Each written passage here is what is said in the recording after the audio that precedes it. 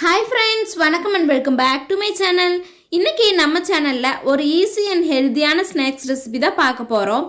இதோட நேம் நாங்கள் சீடைன்னு சொல்லுவோம், ஆனால் கூகுளில் சர்ச் பண்ணி பார்த்தா சுசியம் தான் இருக்கும்.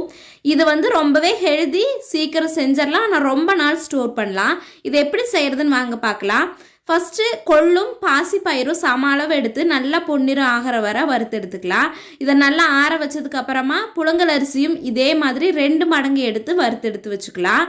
இது மூணையும் ஒரே ஜாரில் சேர்த்திட்டு தருதருப்பாக இருக்கிற மாதிரி பொடி பண்ணி எடுத்துக்கணும். ரொம்ப நைஸாக பொடி பண்ணக்கூடாது. பால் நம்ம செய்யும்போது பொடிஞ்சு போயிடும். அதனால கொஞ்சம் தருதருப்பாக இருக்கிற மாதிரி பொடி பண்ணி எடுத்துக்கலாம். இது கூடவே குழந்தைங்களுக்கு கிடைக்கிற சத்து மாவு இருந்ததுன்னா சேர்த்திக்கலாம். பட் இது இல்லைனாலும் ஆப்ஷனல் தான். இதை சேர்த்தனோம்னா கொஞ்சம் இனிப்பு அதிகமாக கிடைக்கும், சாப்பிட்றதுக்குமே கொஞ்சம் நல்லாயிருக்கும்.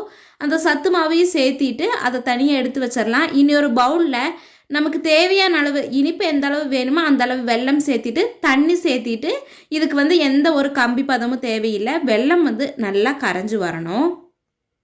வெல்லம் நல்லா கரைஞ்சி வந்ததுக்கப்புறமா இந்த மாவில் சேர்த்தி கொஞ்சம் கொஞ்சமாக நம்ம நல்லா பெசரி எடுத்துக்கணும்.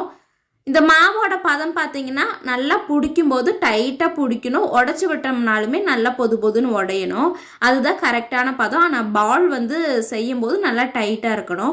இப்போ எல்லா பாலையுமே கரெக்டாக செஞ்சதுக்கு அப்புறமா இதை தனியாக எடுத்து வச்சிடலாம். இன்னொரு பவுலில் மைதா மாவு சேர்த்திக்கலாம். இது கூடவே கொஞ்சமாக உப்பு, ஏன்னா ஸ்வீட்டுக்கு கொஞ்சமாக இனிப்புக்கு உப்பு சேர்த்தும் போது நல்லாயிருக்கும். உப்பும் மஞ்சள் தூளும் சேர்த்திட்டு தண்ணி ஊற்றி இதை நல்லா கரைச்சி எடுத்துக்கலாம்.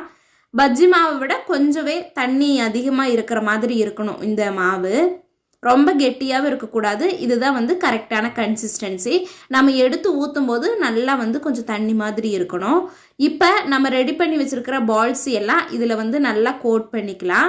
அதுக்கப்புறமா நல்லா எண்ணெய் சூடாக இருக்கணும். நல்ல எண்ணெய் சூடானதில் போட்டோம்னா தான் கரெக்டாக வரும். வெடிக்காமல் இருக்கும், உதிர்ந்து போகாமல் இருக்கும். இப்போ ஒவ்வொரு பால்ஸாக போட்டுட்டு நம்ம அடிக்கடி திருப்பி விட்டு எடுத்துட்டோன்னா இந்த சவுண்டு ஃபுல்லாக கம்மியானதுக்கப்புறம் எடுத்துடலாம்.